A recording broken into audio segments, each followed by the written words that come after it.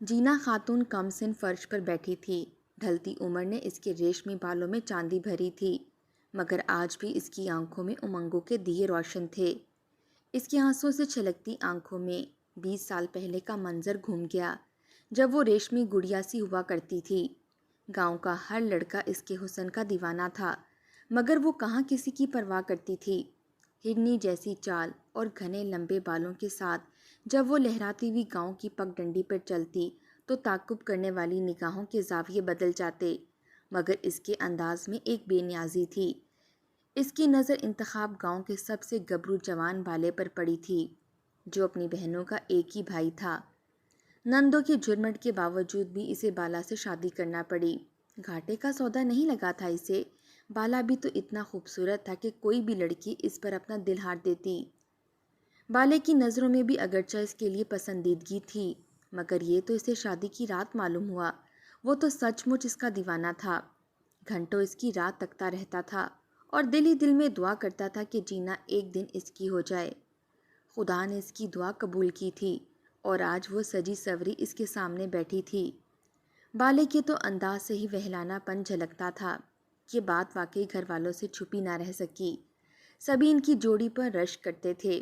بالا اگر رات کو گھر دیر سے آتا تو اس کے ہاتھ کوٹ کی جیبوں میں ہوتے تھے۔ اس وقت سب سمجھ جاتی کہ جینا کے لیے وہ کچھ کھانے کی خاص چیز لایا ہے، مگر گھر میں زیادہ افراد ہونے کی وجہ سے وہ کسی اور کو نہ دے پاتا۔ جینا کے لاڈ اٹھاتے اٹھاتے 2 سال گزر گئے تھے، مگر اللہ نے ابھی تک اس کی گود ہری نہیں کی تھی۔ اب تو وہ ساس اور نندوں کی آنکھوں میں بھی کھٹکنے لگی تھی۔ جینا کے سر پر بھی بالے کی دوسری شادی کی تلوار لٹک رہی تھی۔ وہ جلد از جلد اولاد پیدا کرنا چاہتی تھی، مگر اولاد دینا تو اللہ کے اختیار میں ہے۔ ہر بار انسان کی خواہشات پوری نہیں ہوتیں۔ جینا ہر روز اللہ سے اولاد کی دعا کرتی تھی۔ ادھر ساس اور نندوں نے باقاعدہ بالے کی دوسری شادی کی تیاریاں بھی شروع کر دیں۔ اب نندوں کی بھی شادی کی عمریں ہو رہی تھیں۔ یہی گمان کیا جا رہا تھا کہ کسی ایک بہن کی شادی کے ساتھ بھائی کی دوسری شادی بھی کر دی جائے گی، مگر اس بار خدا نے اپنا کرم کیا اور جینا امید سے ہو گئی۔ محلے کی نورانی نے جب یہ خبر سنائی، پورے گھر میں خوشی کی لہر دوڑ گئی۔ وہیں جینا سے خدا درجے کا بیر رکھنے والی نندوں کے منہ بھی کالے ہو گئے۔ اب ان کی سمجھ میں نہ آتا تھا کہ وہ جینا پر کیا طنز کریں، کیونکہ امید سے ہونے کی خبر نے اسے ایک مکمل عورت بنا دیا تھا۔ بالا پھر سے جینا کے چاہ اٹھانے لگا تھا۔ وہ جو اسے تھوڑا سا لاپرواہ ہو گیا تھا، اب اس کی ذرا ذرا سی تکلیف پر وہ تڑپ جاتا تھا۔ جینا بھی خدا کے ہاں شکر ادا کرتی تھی کہ اللہ نے اسے اولاد کی نعمت سے نوازا ہے۔ 9 مہینے کے طویل انتظار کے بعد ایک ننھی منی سی پری اس کی گود میں آئی تھی، جسے پا کر اسے احساس ہوا تھا کہ ماں ہونا کتنا خوبصورت احساس ہے، مگر پھر آنے والے چند سالوں میں اسے احساس ہوا اس کی خوشی تو ادھوری تھی۔ وہ ماں تو بن گئی تھی، مگر اس معاشرے میں بیٹیوں کی ماں ہونا ایک جرم سمجھا جاتا ہے۔ اسی جرم کی سزا اب دھیرے دھیرے اسے ملنے لگی تھی۔ بالا کی نگاہوں میں کم ہوتی اس کی محبت اکثر اسے ڈرا دیا کرتی تھی۔ اس کے بس میں بیٹا پیدا کرنا نہیں تھا۔ وہ کہاں سے بیٹا لاتی؟ اور پھر بیٹے کی امید میں بالے نے 4 بیٹیاں پیدا کر لیں۔ اب تو بیٹے کی خواہش اسے دن رات تڑپانے لگی تھی۔ ہر بار بیٹی کی پیدائش پر وہ جینا سے منہ پھیر لیتا تھا۔ جینا سر جھکا کر خاموش ہو جاتی۔ 9ویں بار جب وہ امید سے ہوئی تو اس کی صحت کافی گر گئی تھی۔ اسے لگتا تھا اولاد پیدا کرنا اب اس کے بس کی بات نہیں رہی۔ اس کی ہڈیاں جواب دینے لگی تھیں، حالانکہ ابھی وہ صرف 30 سال کی ہوئی تھی، مگر اس کی نکاحت دیکھ کر لگتا تھا کہ عمر کی 50 بہاریں دیکھ چکی ہے۔ ہاں، مگر جینا کی خوبصورت شہد جیسی رنگت میں آج تک کوئی فرق نہ آیا تھا۔ اچھے کپڑے پہن لیتی تو پتہ ہی نہ چلتا کہ وہ 9 بچیوں کی ماں بن چکی ہے۔ 9ویں بچے کی پیدائش پر تو بالے نے ہنگامہ کھڑا کر دیا۔ اسے صاف کہہ دیا کہ اگر اگلی بار بھی اس نے بیٹی پیدا کی تو وہ وہیں کھڑے کھڑے اسے طلاق دے دے گا۔ آج تک وہ اس کے لیے ایک وارث پیدا نہ کر سکی تھی۔ طلاق کے لفظ نے جینا کے حواسوں پر بجلیاں گرا دی تھیں۔ سوچ بھی نہ سکتی تھی کہ بالا جیسا محبت کرنے والا شوہر ایک وارث کی خاطر اسے طلاق بھی دے سکتا ہے۔ پہلے تو پھر کچھ امید باقی تھی، مگر اب دل میں ہر وقت ہی دھڑکا لگا رہتا کہ اگر بالے نے اسے طلاق دے دی تو وہ کہاں جائے گی۔ وہ تو اس کی پہلی اور آخری محبت تھا۔ زندگی میں اس نے کسی مرد کو آنکھ اٹھا کر بھی نہیں دیکھا تھا۔ دن رات اسی فکر میں رہ رہ کر وہ عادی ہو گئی تھی۔ اب تو اس کا دل چاہتا تھا کہ اگلی بار امید سے ہونے سے پہلے ہی وہ اپنی جان دے دے، مگر اپنی 9 بچیوں نے اسے زندہ رہنے پر مجبور کر دیا تھا۔ وہ ان کا خیال رکھتی، ان کے ساتھ کھیلتی تو اسے بھلا معلوم ہوتا۔ زندگی بہار سی لگتی تھی، مگر نہ جانے کیوں بالا اپنی بیٹیوں کو منہ بھی نہیں لگاتا تھا۔ بڑی بیٹی کے تھوڑے بہت ناز اس نے اٹھائے تھے، وہ بھی اس امید پر کہ شاید اگلا وارث پیدا ہوگا، مگر ایسا نہ ہو سکا۔ اب تو گاؤں کے ہر گھر میں جینا کی 9 بیٹیوں کے چرچے تھے۔ اسی کی طرح خوبصورت تھی، جینا کی طرح ان کے بھی حسن کے چرچے تھے، مگر جینا کی سوچوں کا محور ایک اس کا وارث تھا۔ انسان جب مجبور ہو جاتا ہے تو امید کی ہلکی سی کرن کو بھی ایک آفتاب سمجھ لیتا ہے۔ جینا کی جب سہیلی نے اسے بتایا کہ ساتھ والے گاؤں میں ایک پیر صاحب آئے ہیں جن کے پاس جانے سے سبھی عورتوں کے ہاں اولاد پیدا ہوتی ہے، جن کے بیٹے کی خواہش ہوتی ہے ان کو بیٹا ہو جاتا ہے، اور جن کی کوئی اور منت مراد ہوتی ہے وہ بھی پوری ہو جاتی ہے، اس کی سہیلی نے کچھ اس انداز میں کہا تھا کہ اسے یقین کرنا پڑا۔ کچھ تردد کے بعد وہ اس کے ساتھ چلی گئی۔ اپنی ساس اور نندوں سے پرانی سہیلیوں سے ملنے کا بہانہ کر کے وہ دوسرے گاؤں چلی گئی جو ان کے گاؤں سے کچھ زیادہ دور نہیں تھا، 10 کلومیٹر کے فاصلے پر واقع تھا، اور آنے جانے کے لیے تانگا گاڑی بھی موجود تھی۔ جمعرات والے دن وہ شاہانہ کے ساتھ پیر صاحب کے آستانے کے لیے چلی گئی۔ اس کا دل امنگوں سے بھرا ہوا تھا، لگتا تھا وہ پیر صاحب کے آستانے سے بیٹا لے کر آئے گی، یہ سمجھتے ہوئے بھی کہ وہ شرک کی مرتکب ہو رہی ہے۔ اس کے قدموں میں پیر صاحب کے آستانے کے پاس آ کر تیزی آ گئی۔ آستانے پر پہنچی اس کمرے میں اور بھی عورتیں تھیں جو شاید اسی کی طرح منتیں مرادیں لے کر یہاں آئی تھیں۔ اپنی باری کا انتظار کرنے کے لیے وہ ایک طرف ہو کر بیٹھ گئی۔ پیر صاحب کچھ حضرات سے فارغ ہوئے تو اسے کمرے میں بلا لیا۔ انہوں نے پرجلال نگاہوں سے اس کی طرف دیکھا تو وہ سہم کر رہ گئی۔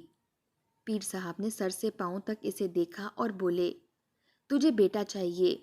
جینا تو ان کی اس بات پر حیران رہ گئی، واقعی پہنچے والے بزرگ لگتے تھے، گاؤں کی ہر دوسری عورت کو بیٹا ہی تو چاہیے تھا۔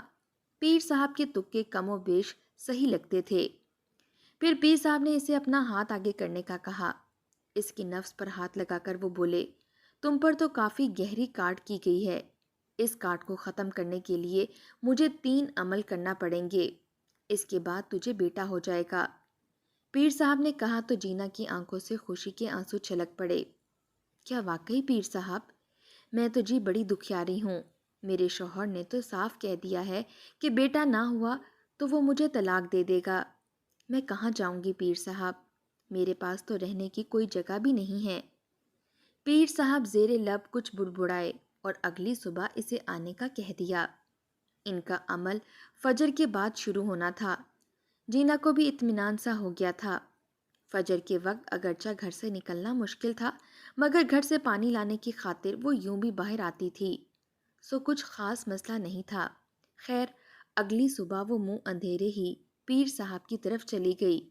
اس کا شوہر سو رہا تھا، نندیں بھی بے خبر پڑی تھیں، یوں بھی گھر کا سارا کام وہی کرتی تھی۔ ان کے اٹھنے سے پہلے اسے ناشتہ تیار کرنا ہوتا تھا، جانوروں کا چارہ بھی وہی کاٹ کر لاتی تھی، سو اس کے باہر جانے پر کسی کو شک نہ ہوا۔ پیر صاحب کے آستانے پر پہنچی تو وہ جیسے تیار بیٹھے تھے، جینا کو دیکھ کر ان کی منتظر نگاہوں میں ایک چمک سی آ گئی۔ انہوں نے جینا کو وہاں بیٹھنے کا کہا اور پھر جلال میں اندر چلے گئے۔ تھوڑی دیر بعد انہوں نے اسے بھی وہیں بلا لیا۔ کمرے میں ہلکی سی بتی جل رہی تھی، پیر صاحب کے چہرے پر وحشت ٹپک رہی تھی۔ تھوڑی دیر وہ عمل کرتے رہے، منہ میں کچھ بڑبڑانے کے بعد انہوں نے وہ بتی بھی بند کر دی۔ کمرے میں مکمل اندھیرا چھا گیا۔ جینا کی تو سانسیں بے ترتیب ہونے لگیں۔ اسے ڈر بھی لگ رہا تھا، کچھ انجانی قوتوں سے اور کچھ پیر صاحب کی قربت سے، مگر وہ نہ چاہتے ہوئے بھی خاموش رہی، یہاں تک کہ پیر صاحب نے اس پر باقاعدہ دست درازی شروع کر دی۔ اس نے مذمت کی تو بولے بیٹا حاصل کرنے کا عمل یہی ہے۔ آج تک جتنی عورتوں نے بھی انہیں خوش کیا ہے وہ بیٹے کی مراد پا کر ہی گئی ہیں۔ آج تک جینا کو اس کے شوہر کے علاوہ کسی نے اس نظر سے دیکھا تک نہیں تھا، اور یہ اجنبی شخص تو اسے چھونے کا مرتکب ہوا تھا۔ جینا کے تو تن بدن میں آگ لگ گئی۔ اس نے پیر صاحب کے منہ پر تھوکا اور گالیاں بکتی ہوئی وہاں سے نکل آئی۔ پیر صاحب ہکا بکا اسے جاتا دیکھ رہے تھے۔ شاید انہوں نے اسے قابو کرنے کی کوشش اس لیے نہیں کی کہ گاؤں کی باقی عورتیں بنا کسی مذمت کے ہی اپنی عزت ان کے قدموں میں رکھ دیتی تھیں۔ پیر صاحب کو اپنا شکار ہاتھوں سے جانے کا بہت دکھ تھا، مگر اپنی شہرت کے پیش نظر وہ کچھ کر بھی نہیں سکتے تھے۔ جینا ان کے آستانے سے باہر آئی تو اس کا مارے گھبراہٹ کے برا حال ہو رہا تھا۔ اس نے اپنا حلیہ درست کیا اور گھر کی طرف دوڑ لگا دی۔ اس کی آنکھوں سے مسلسل آنسو بہہ رہے تھے۔ وہ خدا سے بیٹے کی دعائیں مانگتے ہوئے گھر آ گئی، مگر اسے انجانے سے گناہ کا احساس ہو رہا تھا، جس کے سرزد ہونے سے پہلے ہی وہ آستانے سے نکل آئی تھی۔ شاہانہ سے اس نے اس بات کا ذکر نہیں کیا کہ مبادا اس کے بارے میں کوئی بات ہی نہ مشہور ہو جائے، اور ویسے بھی شاہانہ اس کی مخلص دوست تھی، اس کے بارے میں فکر مند رہتی تھی۔ اس واقعے کے 1 مہینے بعد ہی جینا کو پتہ چلا کہ وہ ایک بار پھر امید سے ہو گئی ہے۔ اس کے تو پاؤں من بھاری ہو رہے تھے، دل خوف سے لرزتا تھا، نہ جانے اس بار کیا ہوگا۔ اس کا شوہر اسے طلاق ہی نہ دے دے۔ اس کے تیور بھی کچھ ٹھیک نہیں لگ رہے تھے، روز اسے طلاق کی دھمکی دیتا تھا۔ بیٹا نہ ہونے کی صورت میں اسے گھر سے نکال دیا جانا تھا۔ اس نے بھی ہمت اور کوشش نہیں چھوڑی۔ ایک اور سہیلی کے بتانے پر وہ اپنے قصبے کے اکلوتے کلینک میں آ گئی۔ یہاں ہفتے میں 1 دن بڑی ڈاکٹرنی بیٹھتی تھی، جو 1 دن سب عورتوں کا مفت علاج اور مشورے دیتی تھی۔ جینا کو بھی وارث چاہیے تھا، یا شاید جینا کے شوہر کو۔ اگرچہ وراثت میں محض ایک کچا مکان، چند بکریاں اور کچھ کھیت تھے، لیکن بالے کے لیے اس وراثت کا وارث پیدا کرنا زندگی کا اہم ترین مقصد بن چکا تھا۔ جینا نے اپنی چھوٹی بیٹی کو کندھے پر لٹکایا، دوسری کا ہاتھ اپنے ہاتھ میں پکڑا اور کلینک کے اندر داخل ہو گئی۔ کلینک میں اس جیسی عورتیں بیٹھی تھیں جو اپنا کوئی نہ کوئی دکھ لے کر ڈاکٹرنی صاحبہ کے پاس آئی تھی۔ ڈاکٹر صاحبہ نے خلاف توقع اس کی پوری بات غور سے سنی۔ صاف صاف جینا نے بھی کہہ دیا تھا کہ اگر بیٹا پیدا نہ ہوا تو اس کا شوہر اسے طلاق دے دے گا۔ ڈاکٹرنی کافی رحم دل لگتی تھی، اس کی آنکھوں میں بھی آنسو آ گئے۔ جینا کی کہانی سن کر اسے دلی صدمہ ہوا تھا۔ سوچ بھی نہ سکتی تھی کہ گاؤں کے لوگ بیٹے کے حصول کے لیے اس حد تک گر سکتے ہیں۔ اس نے کچھ پرسوچ انداز میں جینا کو دیکھا اور بولی، تمہیں فکر کرنے کی بالکل ضرورت نہیں ہے۔ میرے پاس ایک ایسا علاج ہے کہ تم 1 نہیں 2 بیٹے پیدا کرو گی۔ ڈاکٹرنی کی مسکراہٹ گہری ہوتی گئی اور وہ کچھ سمجھ نہ پائی۔ ڈاکٹرنی نے اسے لیٹنے کا اشارہ کیا اور بولی، تم آنکھیں بند کرو، جب میں کہوں گی تو آنکھیں کھولنا۔ جینا نے ایسا ہی کیا، آنکھیں موند کر لیٹ گئی۔ ڈاکٹرنی نے اپنے ہاتھ اللہ کی بارگاہ میں اٹھا دیے اور بولی، یا اللہ، آج میں کسی کی خوشی کا تجھ سے سوال کرتی ہوں۔ میں نے آج تک تجھ سے اپنے لیے کچھ بھی نہیں مانگا، جو دیا ہے تو نے عطا کیا ہے۔ میں تجھ سے آج اس عورت کی خوشی کا سوال کرتی ہوں، اور یہ منت مانتی ہوں کہ اگر اس کے ہاں بیٹا پیدا ہوا تو میں آج کے بعد 1 دن کی بجائے پورا ہفتہ گاؤں کی عورتوں کا مفت علاج کروں گی۔ میں تیرے بندوں کی خدمت میں اپنی ساری زندگی بتا دوں گی۔ میرے مالک، مجھے خالی ہاتھ نہ لوٹانا۔ ڈاکٹرنی کے دل میں بھی عجیب سا سکون اتر آیا تھا۔ اس نے بھولی بھالی جینا کو مخاطب کر کے کہا کہ تم جاؤ اور اپنے شوہر کو یہ خوشخبری سنا دو کہ اس بار تمہارے 1 نہیں 2 بیٹے ہوں گے۔ سچ ڈاکٹرنی صاحبہ، کیا واقعی میں میرے 2 بچے ہوں گے؟ اس نے اپنے پیٹ پر ہاتھ پھیرتے ہوئے کہا، جیسے اسے یقین نہ ہو رہا ہو۔ ڈاکٹرنی نے ہاں میں سر ہلایا اور جینا خوشی خوشی اس کے کلینک سے باہر آ گئی۔ آج تو اس کے پاؤں زمین پر نہیں ٹک رہے تھے، لگتا تھا اسے دنیا کی سب سے بڑی دولت مل گئی ہو۔ وہ گھر آئی تو اس کا چہرہ خوشی سے دھمک رہا تھا۔ بالے نے اسے خوش دیکھ کر اس کی خوشی کی وجہ پوچھی تو وہ بولی، تجھے پتا ہے بالے، اس بار میں تجھے وارث دوں گی، وہ بھی 1 نہیں 2 وارث۔ اس نے یقین سے کہا تو بالا بھی ٹھٹک کر رہ گیا۔ یہ تجھے کس نے بتا دیا؟ کیا الہام ہوا ہے؟ بالے کی بے یقینی کو دیکھتے ہوئے وہ اتراتے ہوئے بولی، میں نے نہیں کہا، یہ تو قصبے والی ڈاکٹرنی صاحبہ نے کہا ہے۔ وہ شہر سے پڑھ کر آئی ہیں، جو بتاتی ہیں وہ سچ ہوتا ہے۔ جینا کے منہ سے یہ لفظ نکلتے ہی بالے نے تو آسمان سر پر اٹھا لیا۔ اس کی خوشی کی انتہا نہ تھی۔ پورے گاؤں میں اس نے مٹھائی بانٹی تھی۔ لگتا تھا کہ آج پہلی بار وہ باپ بننے والا ہے۔ سچ ہے، بیٹے کا باپ بننے پر مرد کی خوشی ہی اور ہوتی ہے۔ خدا خدا کر کے یہ دن بھی گزر گئے۔ خلاف توقع اس کی ڈیلیوری بھی اس بار قصبے والے ہسپتال میں ہوئی تھی۔ ڈاکٹرنی نے اسے خاص ہدایت کی تھی کہ اسے ڈیلیوری یہیں پر کروانی ہے، ورنہ کوئی مسئلہ بھی ہو سکتا ہے۔ ڈاکٹرنی کی باتوں پر تو اب پورا گھرانہ ایمان کی حد تک یقین کرنے لگا تھا۔ 9 ماہ کے بعد جب وہ بڑی مشکل سے اس کے کلینک میں پہنچی تو ڈاکٹر صاحبہ کے چہرے پر عجیب سی کشمکش تھی۔ اس نے سر پر دوپٹہ اچھی طرح جمایا ہوا تھا اور وہ منہ ہی منہ میں کچھ بڑبڑا بھی رہی تھی۔ بالا اسے دیکھ کر بہت خوش ہوا۔ وہ اس کی موسنا تھی۔ خیر، ڈیلیوری کا وقت آن پہنچا۔ تقریباً آدھے گھنٹے کے بعد ڈاکٹر صاحبہ لیبر روم سے نکلی۔ اس کی آنکھوں میں آنسو تھے۔ وہ جلدی سے لیبر روم کی طرف چلی گئی، جہاں قدم رکھتے ہی وہ خدا کے حضور سجدہ ریز ہو گئی۔ سمجھ میں نہ آتا تھا کہ وہ خدا کا کس منہ سے شکر ادا کرے۔ یا اللہ، تو نے میرا اتنا بڑا بھرم رکھ لیا، تیرا یہ احسان میں کبھی نہیں چکا پاؤں گی۔ ڈاکٹر سائمہ ایسے خوش ہو رہی تھی جیسے آج وہ خود ماں بن گئی ہو۔ بالے کی رہی سہی بے یقینی بھی یقینی میں بدل گئی تھی۔ اسے جب پتا چلا کہ وہ 2 بیٹوں کا باپ بن گیا ہے، اس نے تو جینا کو اپنی پلکوں پر بٹھا لیا۔ 2 ننھے ننھے بیٹوں کے ساتھ اس کی باقی 9 بیٹیوں کے نصیب بھی کھل گئے۔ اپنی بیٹیوں کو بھی وہ پیار کرنے لگا۔ آج ڈاکٹر سائمہ، جو کہ میری سہیلی ہے، اپنی لاکھ شہرت کے باوجود بھی اسی گاؤں میں عورتوں کا مفت علاج کرتی ہے۔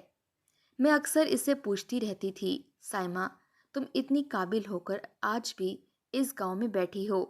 اس گاؤں سے تمہیں تنخواہ بھی بہت کم ملتی ہے، پھر آخر کیا چیز ہے جو تمہیں یہاں جوڑے رکھی ہے؟ آج اس نے مجھے یہ کہانی سنائی تو میں بھی آبدیدہ ہو گئی۔ سچ ہے کہ جو خوشی اور جو سکون انسان کو کسی کو خوشی دے کر ملتی ہے، وہ شاید دنیا کا بڑے سے بڑا عہدہ اور بڑی سی بڑی نوکری بھی نہیں دے سکتی۔